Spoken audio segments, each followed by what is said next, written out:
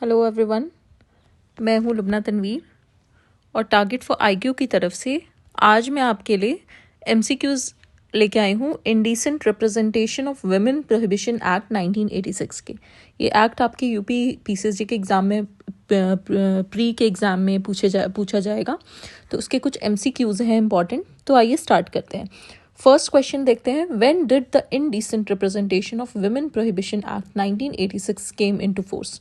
ठीक है, indecent representation of women prohibition act की डेट पूछ रहे हैं ये। ठीक है, कौन सी डेट की कब ये फोर्स में आया। ठीक है, तो 2 अक्टूबर 1987। ठीक है, 2 अक्टूबर 1987 को ये फोर्स में आया। ठीक है, आगे बढ़ते हैं सेकंड क्वेश्चन पे। The indecent representation of women prohibition act 1986 has to be read in consonance with. ठीक है, किसके साथ रीड किया जाएगा इसको, indecent representation of women prohibition act को किसके साथ रीड किया जाएगा? तो section 91, 92, 93, 94 of code of criminal procedure, section 292, 294 and 293 of Indian penal code, दोनों ही के साथ। ठीक है, तो इसका आंसर होगा बोथ ए एंड बी। इन सारे सेक्शंस के साथ इसको रीड करना है, indecent representation of women prohibition act को।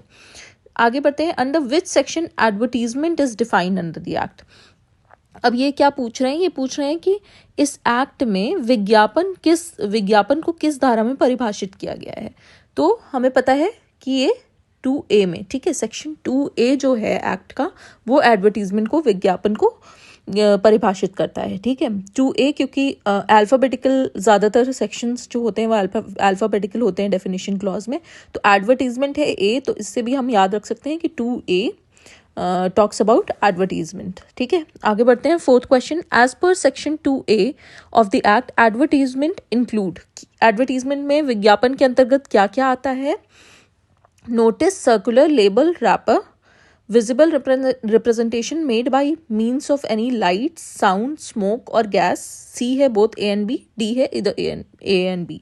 तो इसका आंसर क्या होगा? इसका आंसर होगा बोथ ए एंड बी। ठीक है, दोनों ही चीज़ें, मतलब कि सूचना, परिपत्र, लेबर, रैपर और या फिर प्रकाश, ध्वनि, धुआं या गैस के माध्यम से कोई भी दृश्य रूपण जो हुआ है। ठीक है, ये दोनों ही इसमें आता है, बोथ ए एंड बी, इसका आंसर होगा।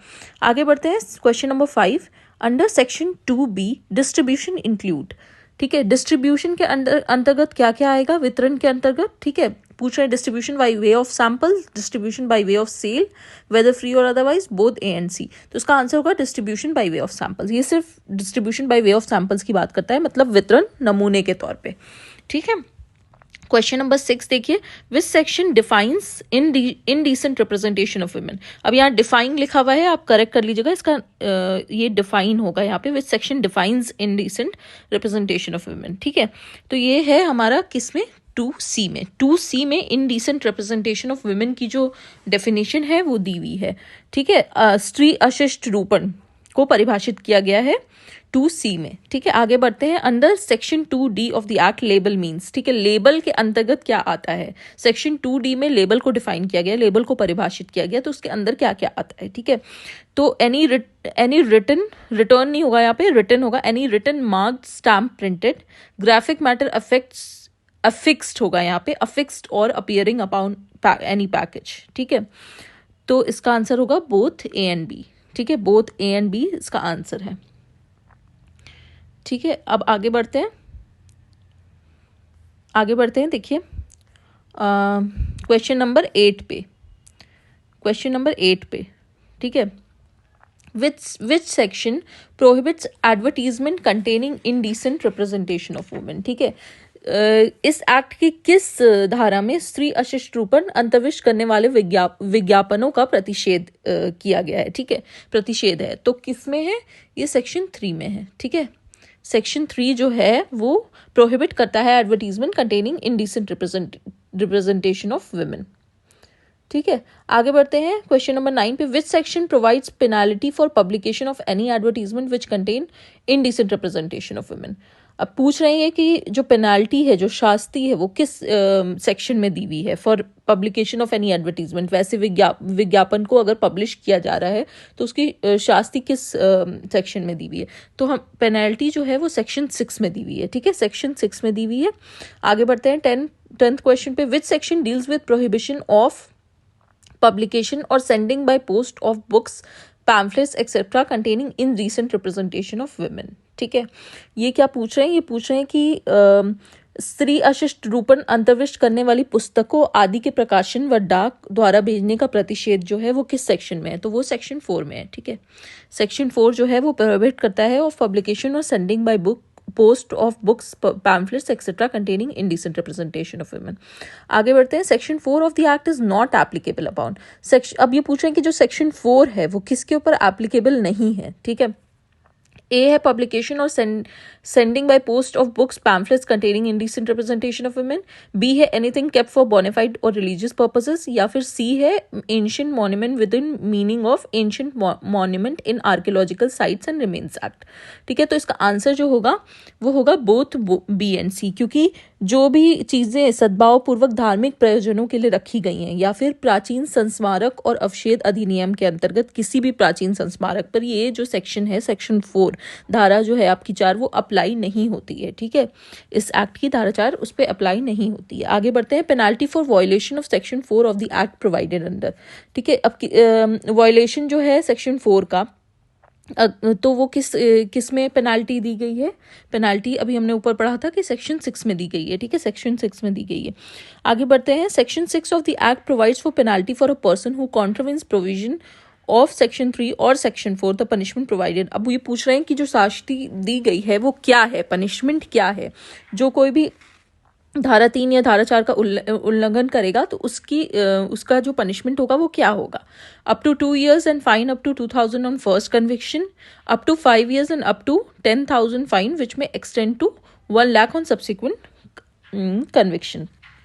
ठीक है, तो ये दोनों ही सही है, बोथ ए एंड बी का आंसर होगा। 2 वर्ष का कारावास और 2,000 रुपए का जुर्माना होता है पहले कन्विक्शन पे। ठीक है, पहली बार, और दूसरे पे 5 वर्ष तक का कारावास और जुर्माना 10,000 से 1 लाख तक का हो सकता है। ठीक है, which section provide for the power to enter and search, प्रवेश करने और तलाशी लेने की जो शक्तियां हैं वो किस धारा में दी गई हैं। ठीक है, तो वो सेक्शन 5 में दी गई हैं। सेक्शन 5 जो है इसका करेक्ट आंसर होगा।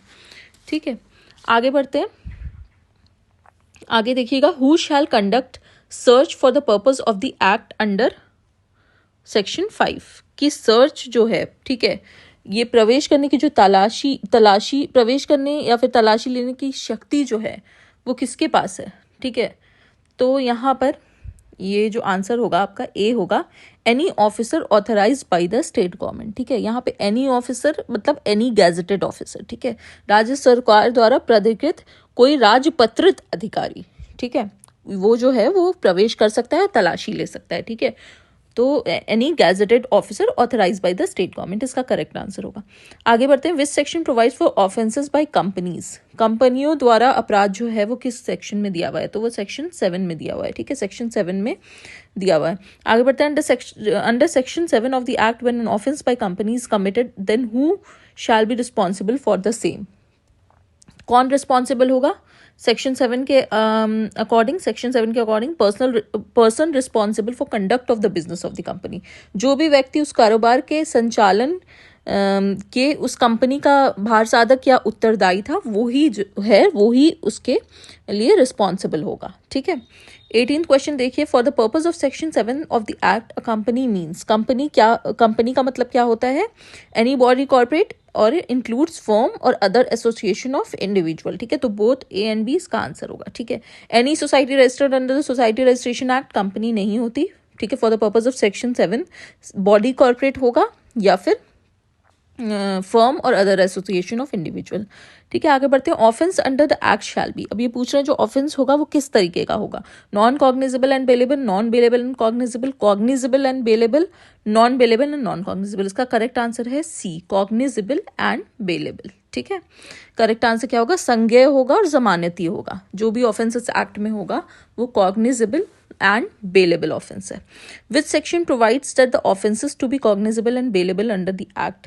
ठीक है, ऑफेंसेस जो हैं वो संज्ञेय होंगे और जमानती होंगे, ये किस सेक्शन में प्रोवाइड किया गया है, सेक्शन 8 में प्रोवाइड किया है। सेक्शन 8 कहता है कि जो भी ऑफेंसेस इस एक्ट में होंगे वो कॉग्निजेबल एंड बेलेबल होंगे। ठीक है, आगे बढ़ते हैं, which section protects action taken in good faith by the central government और द स्टेट गवर्नमेंट। ठीक है, तो किस सेक्शन में कौन सा सेक्शन है जो प्रोटेक्ट करता है action taken in good faith by the central government और स्टेट गवर्नमेंट, सद्भाव पूर्वक की गई कार्रवाई के लिए संरक्षण जो है वो किस सेक्शन में दिया गया है, तो सेक्शन 9 में प्रोवाइड किया गया है। ठीक है, आगे बढ़ते हैं। Who shall have the power to make rules under section 10 of the act. ठीक है, नियम बनाने की शक्ति किसको है इस एक्ट में, सेक्शन 10 के अंदर, सेक्शन 10 के अंदर सेंट्रल गवर्नमेंट को, मतलब जो हमारी केंद्र सरकार है वो रूल्स बना सकती है। ठीक है, आगे देखिए क्वेश्चन नंबर 23। क्वेश्चन नंबर 23 में क्या करना है, मार्क करना है इनकरेक्ट, गलत कौन सा है। ठीक है, तो सेक्शन 5 में हमें पता है कि पावर टू सर्च है, प्रवेश करने की शक्ति। सेक्शन 6 में पेनाल्टी है, शास्ति दी हुई है। ठीक है, आगे बढ़ते हैं। Section 7 offences to be cognizable and bailable, ये गलत है। ठीक है, तो ये ही इसका आंसर होगा, ये गलत है, क्योंकि अभी मैंने पीछे आपको बताया था कि सेक्शन 8 जो है वो ये कहता है कि संज्ञेय और जमानती होगा कोई भी ऑफेंस जो इस एक्ट के अंदर होगा। ठीक है, तो सेक्शन 7 नहीं होगा इसका आंसर। ठीक है, सेक्शन 10 तो पावर टू मेक रूल्स, मतलब नियम बनाने की शक्ति, ये सही है, तो इसका करेक्ट आंसर होगा सेक्शन 7। आगे बढ़ते हैं, मार्क करेक्ट। अब पूछ रहे हैं कि कौन सा सही है। ठीक है, section 5 power to make rules गलत है, क्योंकि सेक्शन 10 में पावर टू मेक रूल्स की बात की गई है। Section 6 protection of action taken in good faith, ये भी गलत है। Section 7 power to enter and search, नहीं, गलत है। ठीक है, तो इसका करेक्ट आंसर क्या होगा, करेक्ट इसमें से कौन सा है, सेक्शन 8। ठीक है, offences to be cognizable and bailable. ठीक है, ऑफेंसेस जो होंगे वो संज्ञेय और जमानती होंगे, सेक्शन 8 बोलता है। ठीक है, तो ये कुछ MCQs थे आपके indecent representation of women prohibition act 1986 के। ठीक है, और इसी के साथ मैं वीडियो को ख़त्म करती हूँ। Thank you so much.